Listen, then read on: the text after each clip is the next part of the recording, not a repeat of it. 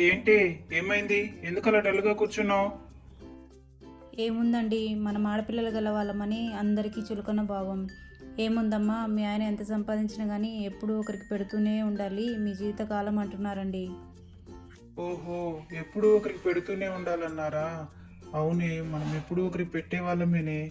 కన్యాదానం చేసి అమ్మాయిని వాళ్ళ చేతుల్లో పెడతాము. అలాగే కట్న కానుకల కింద డబ్బు, బంగారం వాళ్ళ చేతుల్లో పెడతాము. పండుగలని, సార్లని ఇలా ఏదో ఒక రూపంలో పిలుచుకొని వాళ్ళకి పెడుతూనే ఉంటాం జీవితాంతం. ఇలా ఏదో ఒక రూపంలో పెట్టే వాళ్ళమే కానీ చేచాచి అర్థించే వాళ్ళం కాదే. ఇప్పుడు చెప్పు, పెట్టే వాళ్ళు గొప్పనా లేక తీసుకునే వాళ్ళు గొప్పనా? పెట్టే వాళ్ళే గొప్పండి. అది పిచ్చిదానా, అర్థమైందా?